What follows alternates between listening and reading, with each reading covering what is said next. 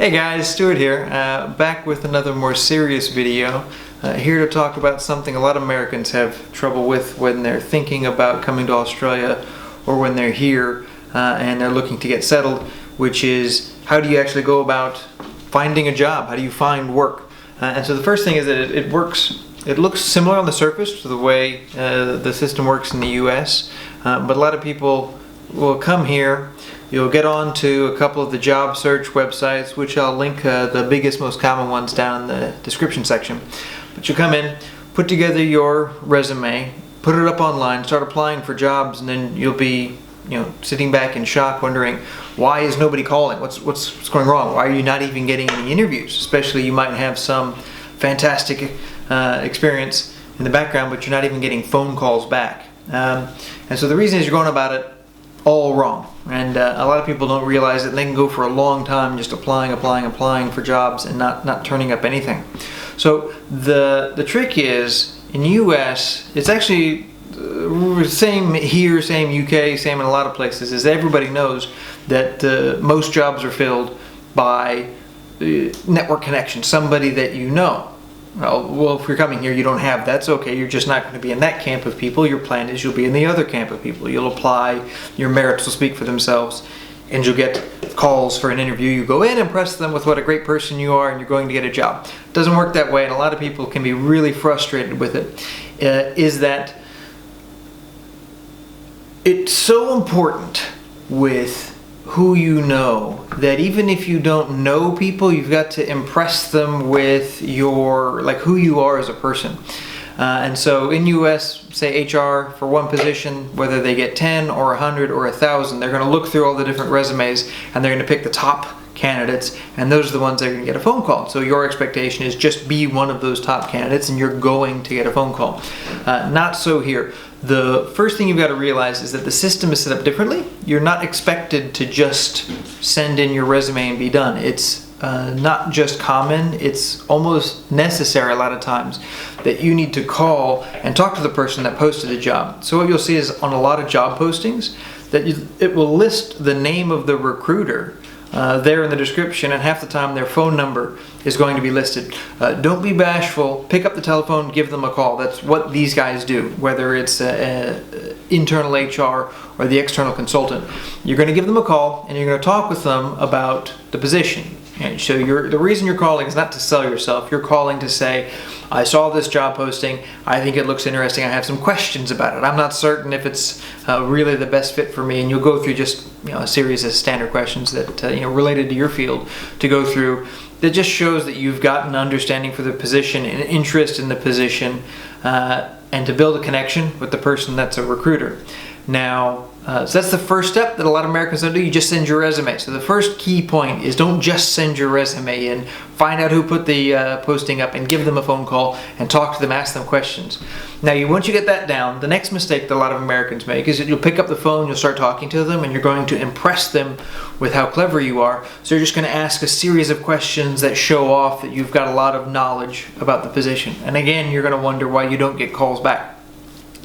What you've got to do is when you give them a call, you need to start with your, whether we call it your elevator pitch, your tagline, your byline. You've got to sell yourself. So you're going to come through and say, whatever your job is, let's say graphic design. You could say, yeah, hi, I've got years of graphic design experience. I've worked on a lot of large projects for magazines, print media, and digital media. And I saw this posting about I've just got some questions about it to see if my experience is right. So what you've done is in just one or two sentences, you've established you're an expert. Now when you're talking with that person, they're going to be just as friendly as they would have been the other way. But now they have a context for who you are and what you are, and hopefully you've sold yourself well so that their ears prick up a little bit and they'll be excited to talk with you. And then normally what they'll say when it's over is they'll say, okay, yeah, it's great, thanks for talking to me, send in your resume, and then they'll take a look.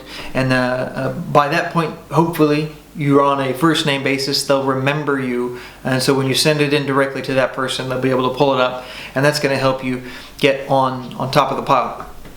So it's the first big one that's really the biggest. The next one is just to be aware that in US a lot of times jobs are posted by internal HR.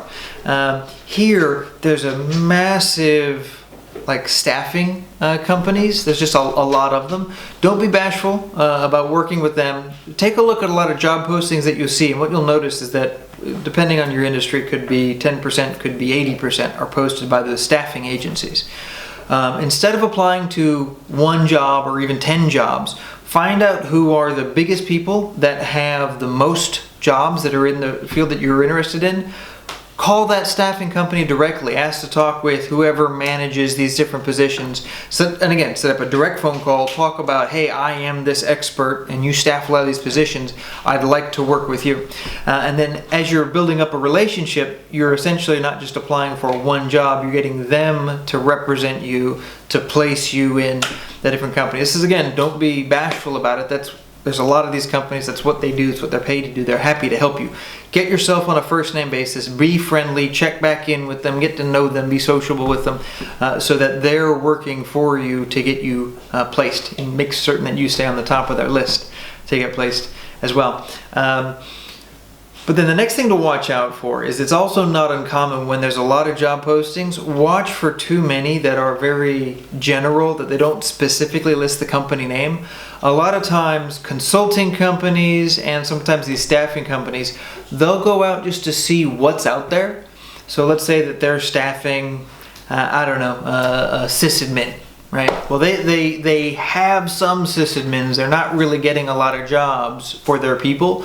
They'll go put up just a basic sysadmin posting just to collect up as many different resumes as they can, just to see what's out there, see what people are asking for, see what the competition is. And if you're applying for a lot of those, you're going to be, again, in amazement, why is nobody giving you a call back? And the reason is that you're applying to jobs that just don't exist. So when you're looking for jobs, make certain that it's real companies. But again, you knock all that out if you just give them a call directly, like, hi Susie, hi Bob, I saw this job posting, I'd like to know more about it. There wasn't a lot of detail in the posting. And you'll find out pretty quickly if it's a real job or if it's just a phishing job. The last one that I'm really going to mention is do as much networking as you can. So what that means is come down, find different societies or clubs, whatever you're in. If it's electrical engineering or graphic design or whatever, there's going to be some group of people. Get out and just start talking with people. Same thing, if you go and you talk with those recruiters, ask them who else they know in the industry. You'd like to talk with some other people. Get on a first name basis with these people. Invite them out for coffee. Australians are very open. Like American, if you don't know me and you ask me, hey, I'd like to get coffee with you because I work in a similar industry, it feels strange, it sounds strange. Australians are totally open to it. Give them a call up, find the connection, get a reference, like who do you know that works in graphic design? You get a name, call them up. Hi, you were introduced by Jane. Jane says, you're experienced in graphic design. Hey, I'm new in the country. I've just got a lot of questions to understand how I might fit in. Are you willing to sit down and have a coffee? And 9 times out of 10, they're going to say yes. They'll sit and they'll talk with you. And so have a conversation, ask them questions about the industry, but then what you'll do with them also is say, yeah, I'm looking for work. Where should I be looking? And then they'll give you advice. They might tell you new recruiting firms you need to talk to. They might tell you other HR people to talk to. They might tell you companies that are hiring. If not, then what you can always do is at the end of the conversation say, okay, well, that's great. Thank you for your time. Thank you for all this advice. It's really, really useful to me. Do you know somebody else? Is there anybody else that you can think of that's in this industry that would be useful for me to sit and have a chat with? And they'll think, yeah, you know what? I'll tell you what, Bill's fantastic. And so you'll do the same thing all over again. You get a new phone number, you give Bill a call, you'll sit down, you'll talk with him again, and you'll go through the whole process. Now, you put all these together, and you're going to have a much more rewarding experience, and you're going to find much more work compared to if you were just blind sending resumes. Now, after saying all of that, the one thing I will say is that everybody's experience is going to be a little bit different. If you work in a career where you build up a big portfolio, then you're going to find that it's a lot easier for you to just send in a resume if you've got a body of work that is going to speak for you, right? So you'll be able to send that in, you'll get the phone calls back, and you'll be able to sit on your portfolio to represent you, and that's going to help you just get pulled out of a hat and selected and asked to come in for an interview. Where it breaks down is if you're in a career that is not portfolio base. So you work in HR, you work in engineering, you might have a stellar resume that says, I've worked in these massive corporations on these multi-million-dollar projects and I've done these incredible things. You're still not going to get a call back. It's very, very different than, say, a graphic designer or any kind of design work where you come in and you've got a body of work that they're going to look through your material. Those guys are much better at being able to get phone calls back. So other than that, I think it's just, be friendly, represent yourself well, go in so that you're a decent person, well-rounded person, that you'll get along well with the company, and you'll start getting a lot of those callbacks. Think of it as a process, right? It starts with those first conversations over coffee, finding the right recruiter that posts it, being friendly with them, building a relationship, getting through first, second, third round interviews, and you'll get in with no problem. All right, I think that's everything. Thanks, guys. Bye.